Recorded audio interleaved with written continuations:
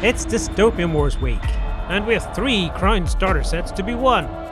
We will choose 3 winners, one from the comments on our YouTube videos, one from the comments on OnTableTop.com, and one from our Cult of Games members, so you guys get an extra chance to win.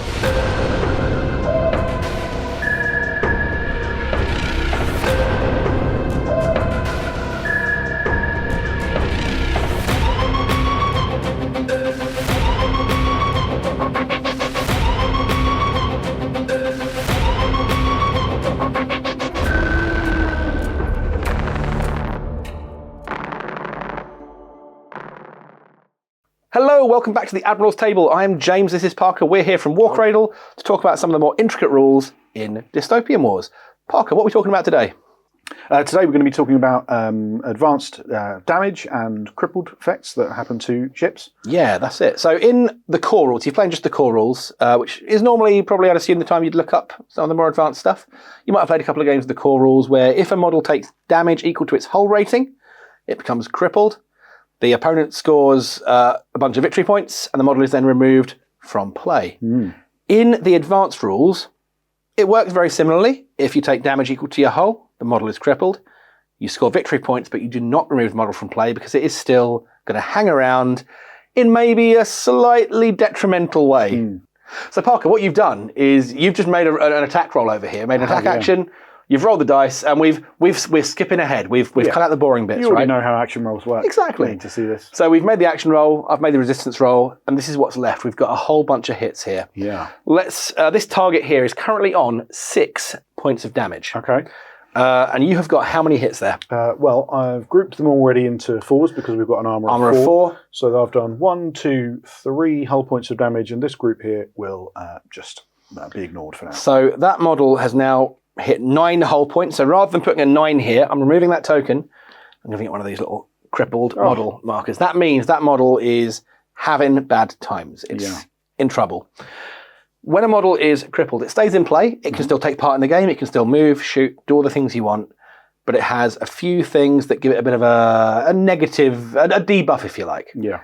So we've got chaos and confusion is one of them, which means that this unit cannot rally. Oh, no. Not just that model, but its whole unit. So a model cannot recover disorder if another model in the unit is crippled. Also, if you want this unit to make an action of any kind, whether that's an attack action, boarding action, broadside action, maintenance action, if you want any crippled models to participate, you've got to make a group crew check by flipping a card from your deck, checking the value against the worst crew rating in that unit. And if there's disorder in there, that's going to and they can't rally either, so it's going to make it hard to do those crew checks. And if the check is failed, the action is wasted. You still count as having done it. It counts towards your action limit. The models that participated can't necessarily do that action again if it's like a boarding or broadside action. And if they were aiming to combine all their firepower, fail the crew check, they can't refire those guns because it's assumed it could be a really, really bad time for you, basically. Oh, dear. So with that's the first thing with chaos and confusion. If you pass the check, though, the action goes ahead as normal. Full firepower, everything. Secondly, the model is limping. That means its maximum speed is halved. Now, you round up to the nearest inch, but they're maximum speed 8, I believe. Yes, so that dropped down to 4. So this model is going to slow the whole unit down because you don't want to get out of coherency too much. Sure. Thirdly, it's unreliable. That means it cannot count as a scoring model. So say you've got an encounter with an objective where you need to secure something. That's not doing it. And there's one more. What is it? The model is vulnerable. Now what that means is when it gets attacked again, any damage it would take is not, you're not adding damage to it. What are we doing instead? We are adding critical damage effects. Which are potentially not very good. They're not. There are 6 potential critical damage effects that you can get. And when you take a point of damage and you're crippled, you're going to roll this dice to see which one it is that comes in. And that's for each point of damage. So if that now took 3 more damage, you'd be rolling 3 more of these dice. And stacking them up. So let's say, for example, it took 1 more damage. Roll one of those and we'll see what you get. That's going to be a breach. That's a breach. That means there's like a hit below the waterline. It's going to start slowly sinking. You take one of the matching tokens and place it next to the ship like this. And what that means is in every consolidation step of this unit's activation, so the end of that unit's activation, it takes a point of damage. But it can't take damage because it's already crippled. So it will take a point of critical damage. Effect. Yes, indeed. Oh, so and you'd roll that. You'd roll again, yeah. And that would be a power failure. For example, a power failure means that unit, that model cannot benefit from any of its systems. Systems are like properties, but if you've got a power failure, you can't use them. Some of the cool gadgets, for example. And that includes most of the generators and things like that. Absolutely, yeah. Generators are a no-no when you've got that. Not good. The reason that these are quite interesting, though, is that you'll take critical damage effects not just from being a crippled ship, but other things like boarding actions, SRS attack runs, things like that. They can cause these early. So, for example, a breach is going to be really horrible if you're not yet crippled, but you're taking damage every turn. You're getting closer and closer towards being that. Should we talk about the other critical damage effects that you can get? Yes, indeed. So we've got a breach, a power failure, a structural failure. That sounds ungood. Yeah. That's -1 armor, I believe. -1 to your armor rating. So, of course, you're trying to do more and more damage to this thing, and it's going to then take more and more critical damage effects. We have a hazard here, so like a reactor leak or similar, huge fires, poison gas, whatever else. That feels like that might be disordering folk. It is. It's kind of like a breach in that it triggers in your consolidation phase, consolidation step, sorry, and it's going to cause you 1 disorder. We've then got shredded defenses. Now, there's a defenses rating. There is indeed. So it suggests that it might affect that. Yeah, so that means that ship's defenses rating is reduced by 2. Cool. And finally, we have a navigation lock, which means that model cannot turn at all. It loses its turn limit rating, that drops it down to 0, and it can't do fancy like reverse maneuvers and things. It has to move forwards. Wow. So bad times. All of these tokens are double-sided because you can get a thing more than once. Oh, no. So say, for example, if you had 2 hazards, you can flip that way, and now you're taking 2 disorder in your consolidation step. So double breach would be double bad. breach is real bad news. To damage. Or double structural failure means you're going to be -2 to your armor. Exactly. Down to a minimum of 1 for armor. Oh, okay. So but armor 1 is not a good time for anyone. And if you were to take 2 levels of navigation lock, it wouldn't make it more locky. It would just mean you're going to take... It's hardest to get rid of. Yeah, basically with navigation lock and power failure, if you have at least one of them, you're suffering the effect.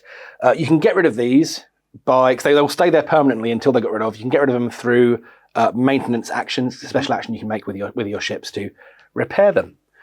So, yeah, critical damage effects are pretty scary. That feels like too many critical damage effects to have on that one ship. It does, and actually, it is.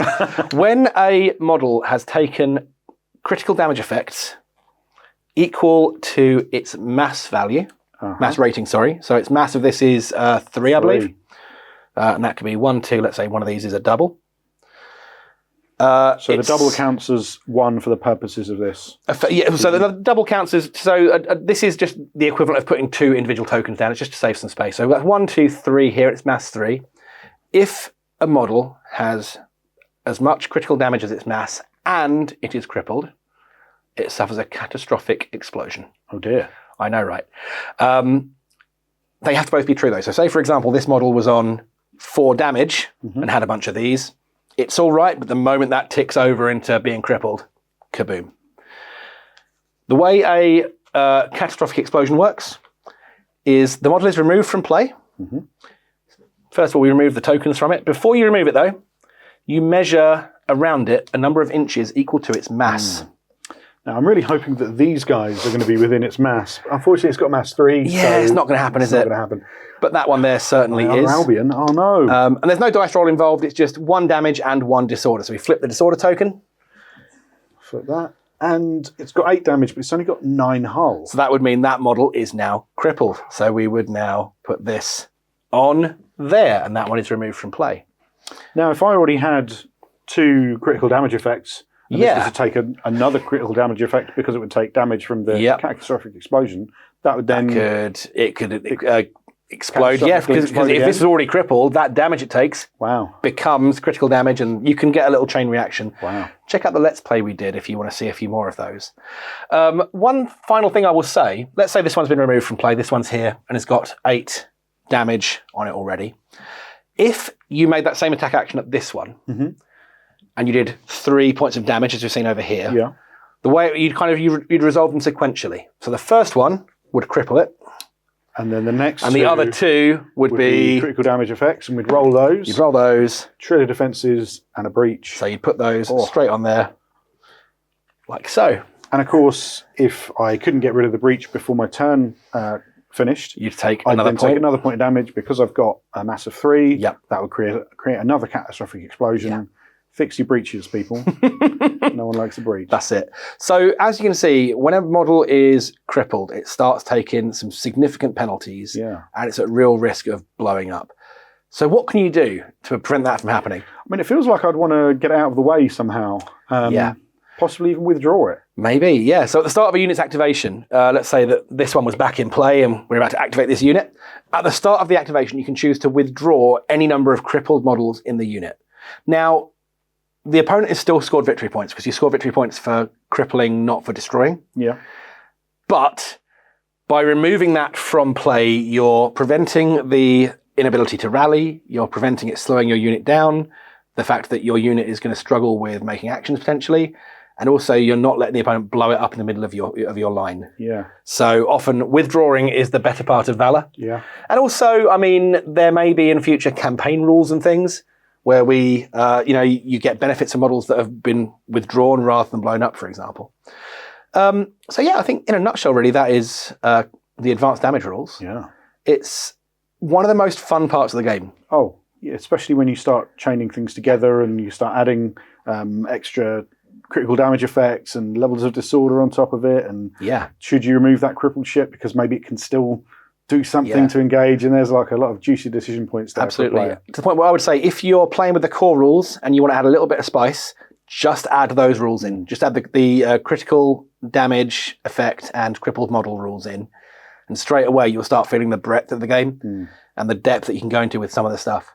And of course also critical damage effects tie into SRS attack runs, boarding parties, other things I'm sure. Many other things. Various qualities can do. Yeah, exactly. Oh, yeah, of course. Yeah, so various weapon qualities. So, for example, have the piercing quality, which can let them pop a nice little critical damage on things when they attack them. There are plenty of things out there. Hopefully, if you want to do any of those things, we've got some videos that will help you in the Admiral's Table series with some of those. But this hopefully has been useful to you. So stick around, and we've got some more coming soon. It's Dystopian Wars week, and we have 3 Crown starter sets to be won. We will choose 3 winners, 1 from the comments on our YouTube videos, 1 from the comments on OnTableTop.com, and 1 from our Cult of Games members, so you guys get an extra chance to win.